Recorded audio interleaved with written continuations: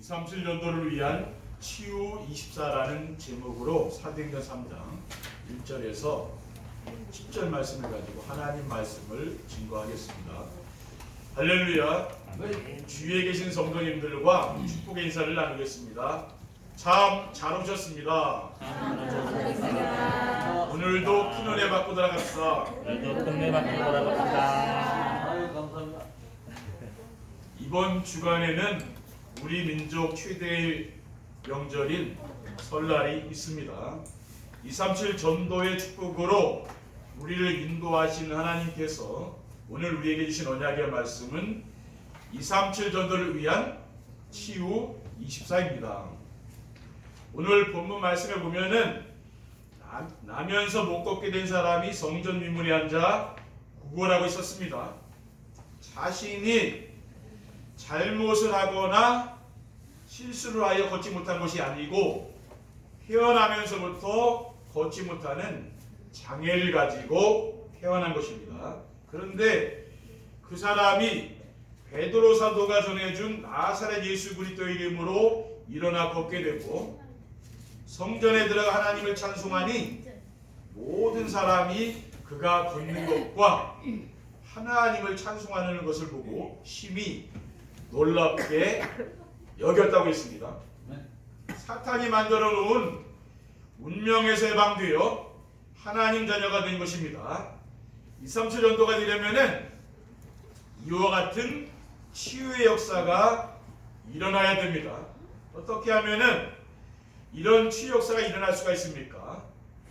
강단에서 선포되는 말씀을 따라 237 전도를 위한 나의 24와 교회 24, 현장 24가 되면은 말씀을 선포하시고 지금도 말씀을 성취하시는 하나님의 시간표를 따라 일어나게 되는 줄 믿습니다. 237 전도를 위한 치유 24는 무엇입니까? 237 전도를 위한 치유 24는 무엇입니까?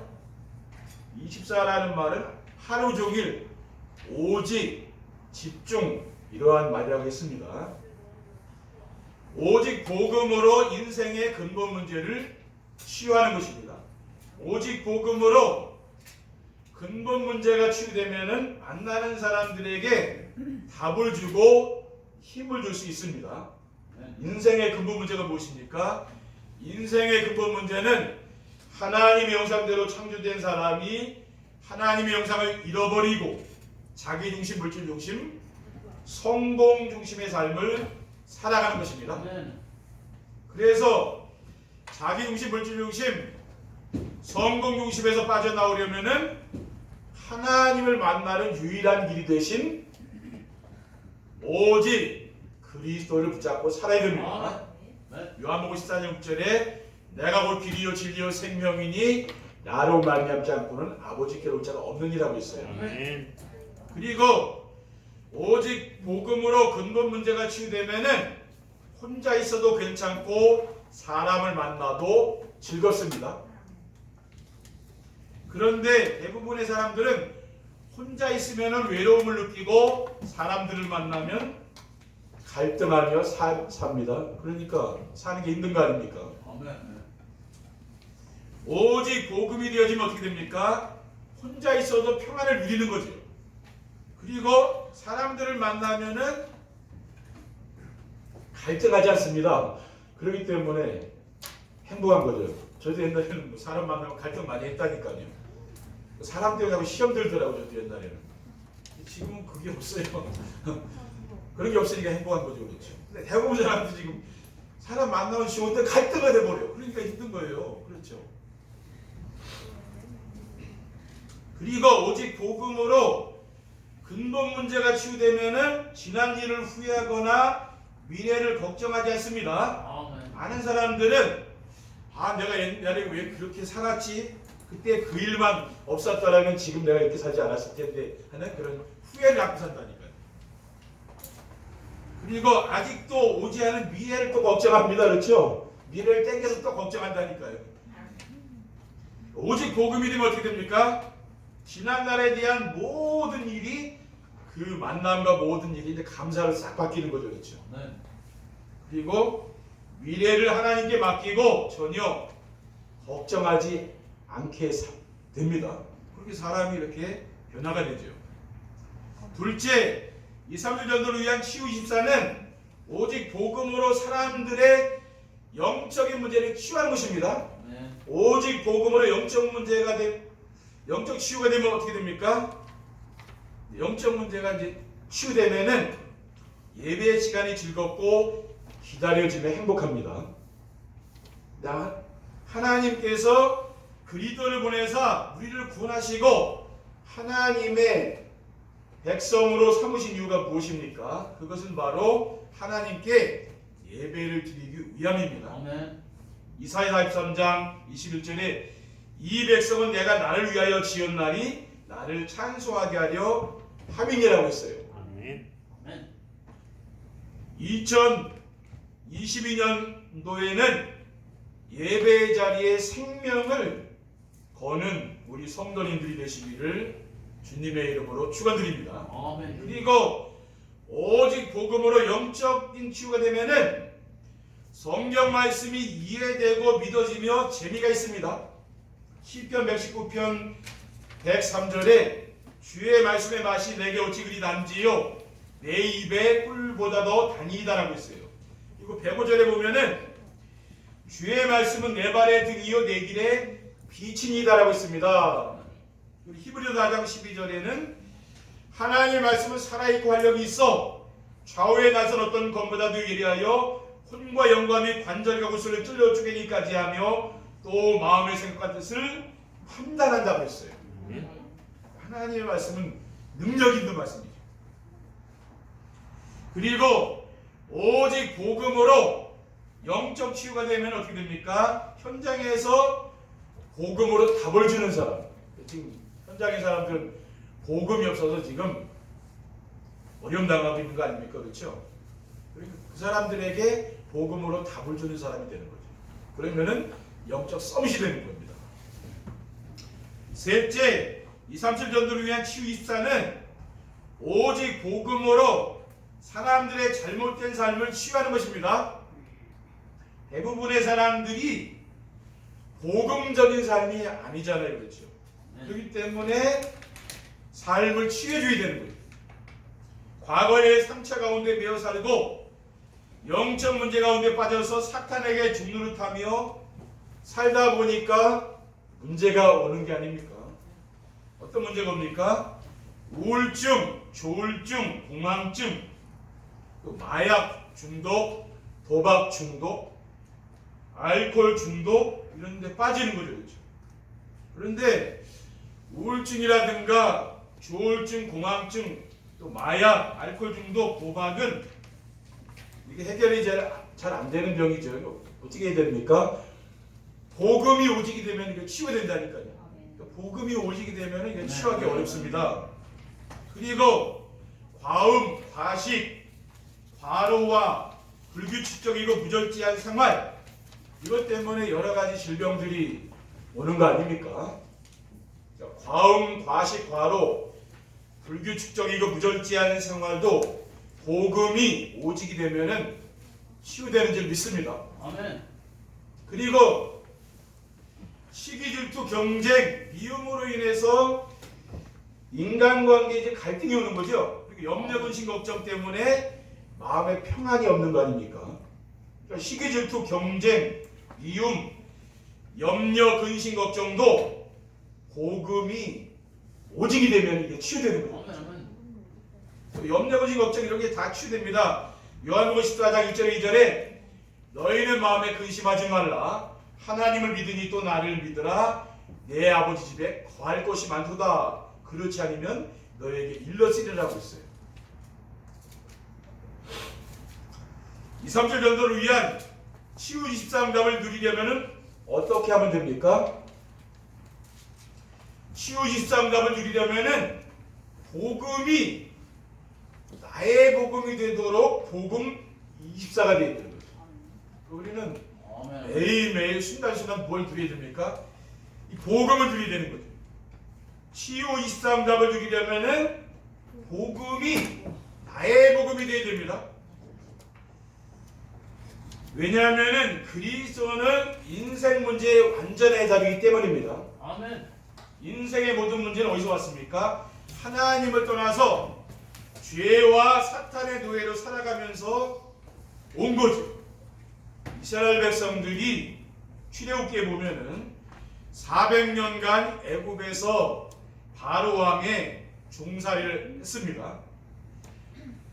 하나님께서 모세를 불러서 그 이스라엘 백성들을 구원해내지 않았습니까? 어떻게 구원했습니까?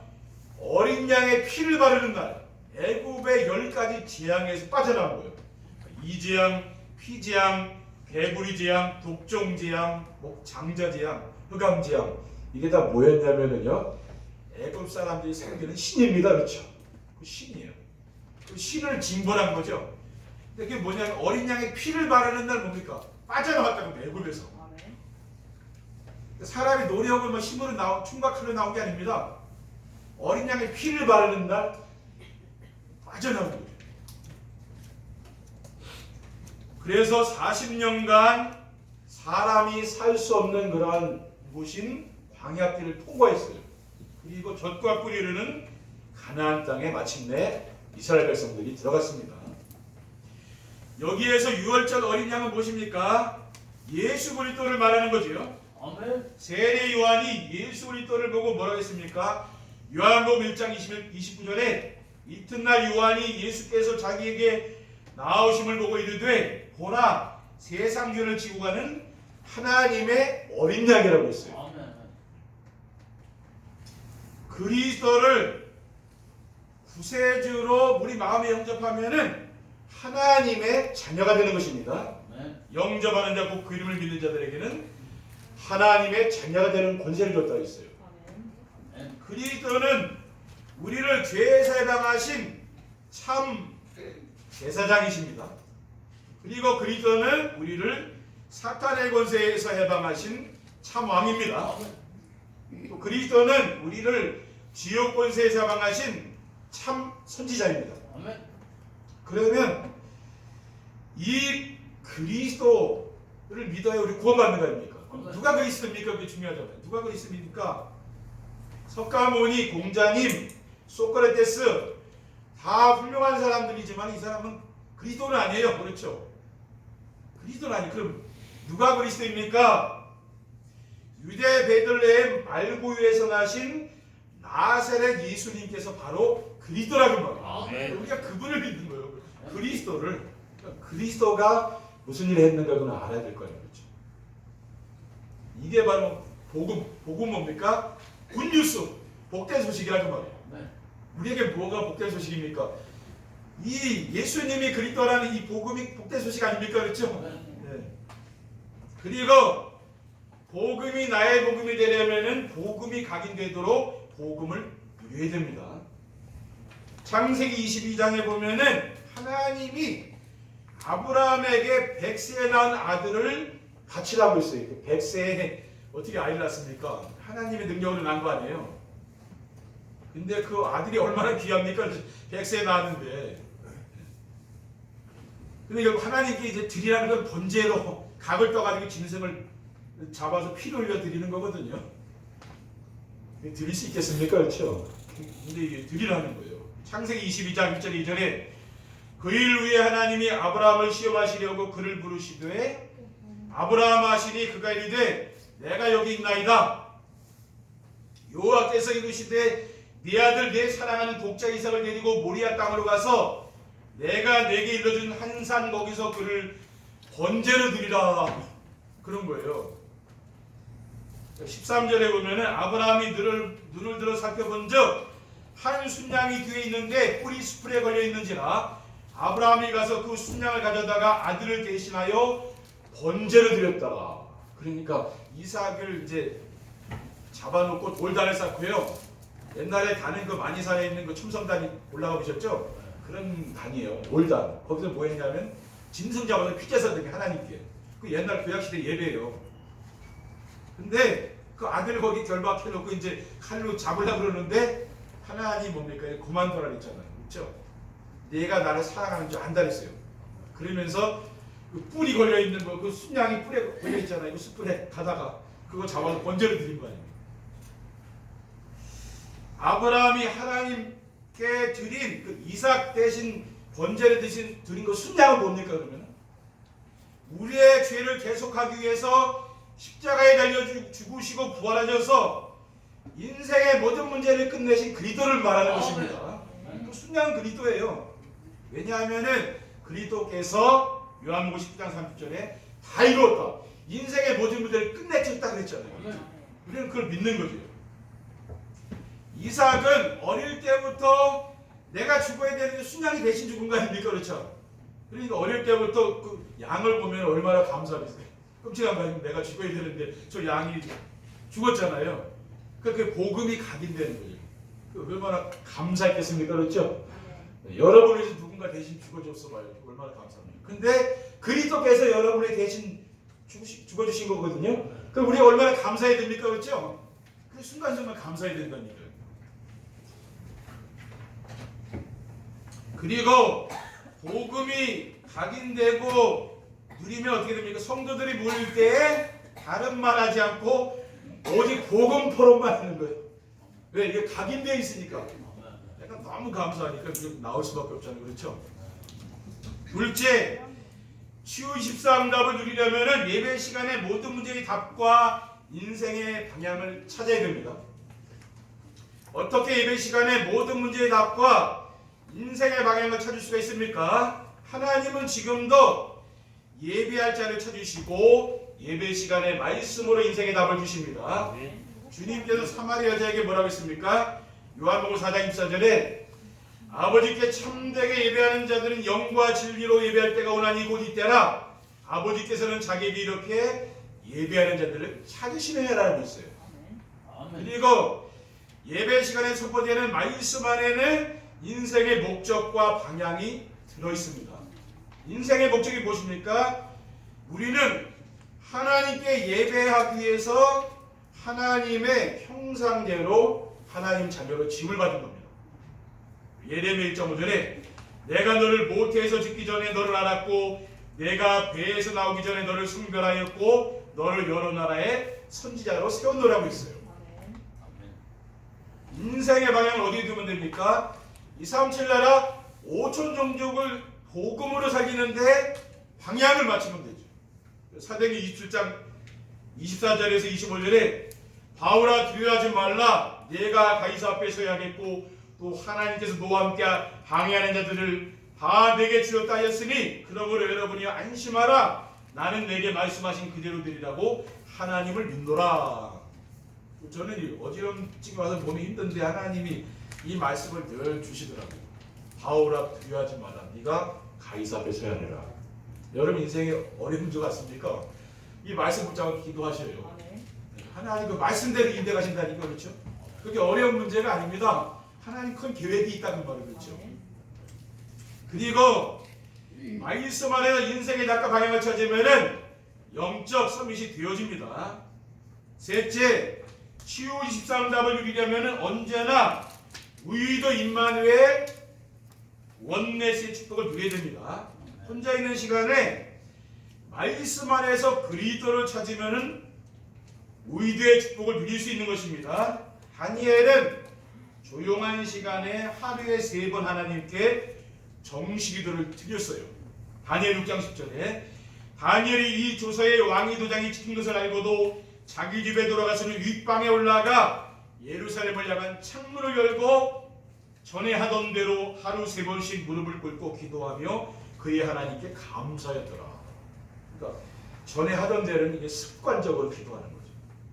유대인들도 뭡니까? 습관적으로 기도한다잖아요. 전에는 창문 닫아놓고 했는데 이제 사형 선고 받았으니까 아예 창문 열고 가는 거예요. 감사한다고 하는. 그렇죠. 사형 선고를 받았잖아요. 창문 열고 이제 다 사람이 보는 앞에서 이제 감사하다고 기도하는 거예요. 그게 뭡니까? 이게 다니엘의 신앙이죠. 다른 사람들과 같이 있는 시간보다 혼자 있는 시간에 무엇을 하며 시간을 보내느냐가 그 사람의 인생을 좌우하는 것입니다. 나홀로 앉아서 강단의 말씀을 듣고 기록하고 전달하는 정세배의 축복을 누리게 되면은 하나님이 나와 함께 하시는 위대의 축복을 누리는 거죠. 아멘. 그러니까 우리는 기도하면 막 눈 감고만 하는 기도를 알잖아요. 예전에 제가 이렇게 생각하면은 그것만 기도가 아니고 강단 말씀이 듣는 것도 기도입니다. 그리고 우리가 이 말씀 자꾸 이거 읽어보는 것 이것도 주보라든가 내 기록하는 거 그것도 기도예요. 그렇죠? 그러니까 기도라는 것은 눈 감고 막 그냥 교회 나와서 하는 기도만 그 기도가 아닙니다. 그럼 우리가 옛날에 전통적인 기도죠. 근데 지금 제가 생각해 보면은 뭐는 보는 거 느끼는 거 모든 거 그게 다 기도거든요. 그렇지 않고 건강을 위해서 뭐 호흡을 하면서 깊은 숨을 쉬면서 하는 기도. 그러니까 건강히 몸에 호흡을 하시기 바랍니다. 그렇죠? 건강에 깊은 호흡을 하시라니. 운동하면서도 깊은 호흡을 하세요. 배로다가 숨을 쉬라니. 그럼 몸에 산소가 깊이 들어가기 때문에 건강해진다는 말이에요. 그렇죠? 그리고 성도들이 만나 그리스도를 보러 가면은 임마누엘과 하나님 나라를 이길 수가 있습니다. 성도들을 만나서 예배 시간에 강단에 선포된 언약과 미션과 비전의 말씀을 붙잡고 말씀 포럼을 하면은 하나님께서 우리와 함께 하시는 임마누엘의 축복을 누리게 되는 거죠.